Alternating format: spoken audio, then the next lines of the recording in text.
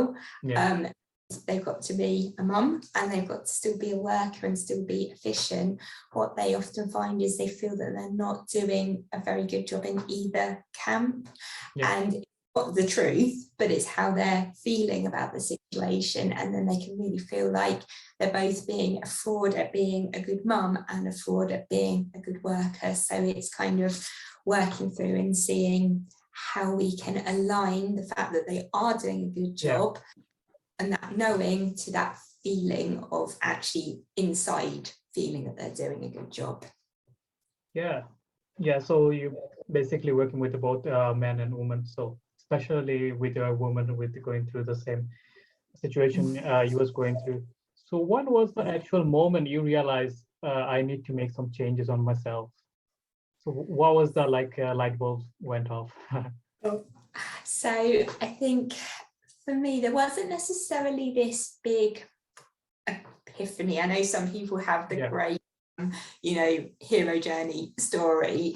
I think for me, I'd always been interested in psychology, but knew I didn't want to be working. I explored the counselling route a few times and knew that wasn't for me.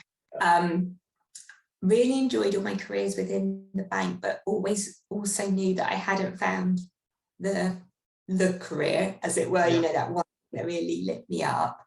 And I then had an opportunity. I live in Southampton. They were offering a free 2-day course, the Coaching Academy. And so I kind of went along, didn't really know anything about coaching, saw it as an opportunity. That was my light bulb moment, sitting in that room and going, this is what I've been looking for, because it incorporates psychology, how our minds work, but it's forward focused. It's very much, where are you now? Where do you want to get to? And how do we get you there? And all the reasons I hadn't wanted necessarily to do psychology or counselling was because it's focused in the past and overcoming those things. And it's definitely got its place, but it just wasn't for me. That kind of, that sitting in that classroom, I was like, this is what I need to be doing. And then that's kind of the catalyst to the changes that I made. Yeah, it's a great change, figuring out when you need to make changes, and knowing yourself is most important thing.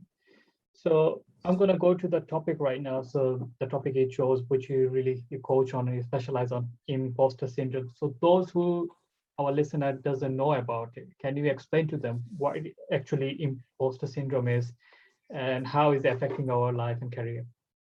Of course. So it's something that has been around for a long time.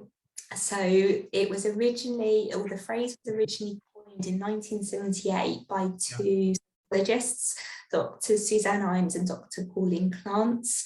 They research on high achieving academic women, and what they found was these women were obviously highly accomplished, were doing extremely well in their careers, but they didn't believe in their success, they didn't believe in themselves. And they found that these women would be saying things like, I'm going to get found out, I'm a fraud, I've been through some kind of deception, it's pure luck that got me here. And this is then what was the catalyst for their work over the years. Although their original research was around women, further research has been done, as I mentioned, to say that actually up to 70% of us will struggle with this at some point in our lives, and it isn't just women that struggle with it. It sometimes seems that way because I think women are sometimes more open about their emotions, what they're going through than men, but it is something that that can happen to anybody. It's not a psychological condition. If it was looking at that psychological spectrum, it falls into normal functioning, so you don't necessarily need to see psychotherapists for this, but it is that kind of shared experience. It isn't, again, if we're thinking of that continuum, not at the psychologist end of things, in normal functioning, but it's not in prime functioning. It's not necessarily where we want to be. And this is where coaching can maybe bridge that gap.